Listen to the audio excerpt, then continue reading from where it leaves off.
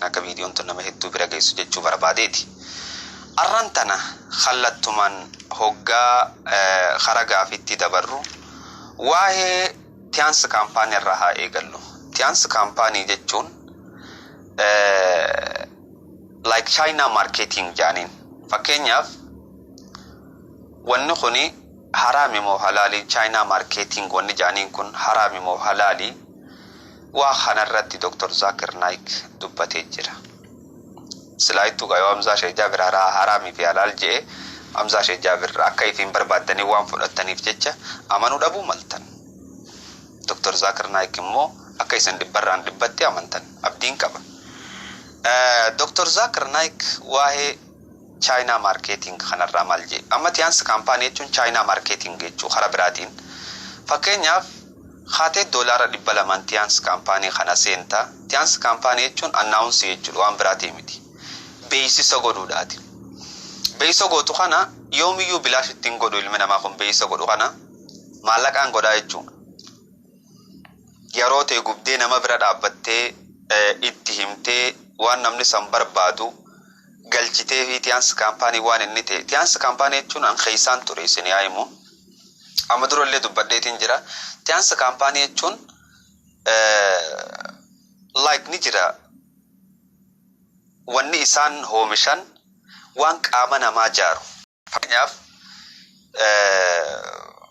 dawaa gartee yoo dhukkuba tiruutiin qabamtee, yoo dhukkuba khaleetiin qabamtee, yoo dhukkuba paaralaayizumaatiin qabamtee, yoo dhukkuba waa hedduu dawaalee isaanii kana akka nyaataatti fayyadamta. Dhukkuba duraas yoo fayyadamte dhukkubni san sitti dhufuu hin danda'u. Sirraa hucciisaa jechuudha. Akka dhukkubni san sitti hin dhufnees ni godhaa jechuudha.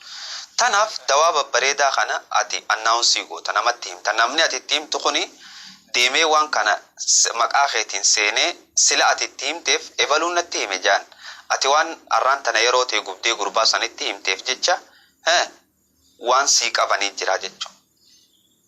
Kun amma like marketing jechuudha waan biraatii miti. Dr. Zakir Naik immoo waa'ee marketing kanarraa maal jedhe? Mee viidiyoo isaa kana na wajji dhaggeeffadhaa. Any brother have any questions? Namni biraa gaafii qabu jira? Assalamu alaikum.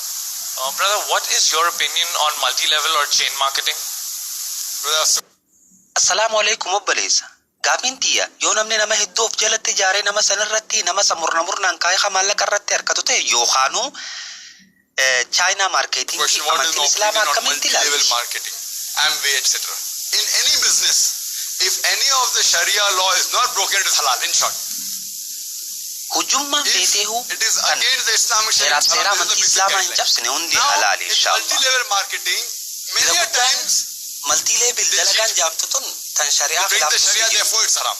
akkasumatti If you know kan about shari'aa multi-level sin marketing, khilaaftu yoo shari'aa khilaaftu immoo isin haraami. Garuu ammoo multi-levelonni but many of the multi-level shari'aa marketing Islaamaa ni is cabsan. it does break the Sharia. Akkas jechuun kiyyoomota jechuu miti. And there are Yeroo fatwas guddaan in ammoo America. warri The Ameerikaa Amway person keessatti fatwaa is very godhu famous. Amway, haraami many of jedhanii. Islam scholars in America said Akkamatti it. haraam jechuu osoo hin ta'in So first we have to akkamitti akka identify dalaguu how does it qabdu, work, isteeppii tamiin maal akka fooling the godhuu people, is qabdu it cheating, hunda is adda it baafatanii gambling, all this dubbachuun and then dirqama people ta'a. Yookaan I'm not saying all multi-level marketing. ani immoo akka kiyyaatti multi-levelonni yookaan Depending on what are dalagaan the pros and akkasiisan cons, what haraami way do they jedhee give kiyyaatti promises, what akkasittiin way deebisu do they jechuudha. calculate the business, what is involved, what is the product of the business.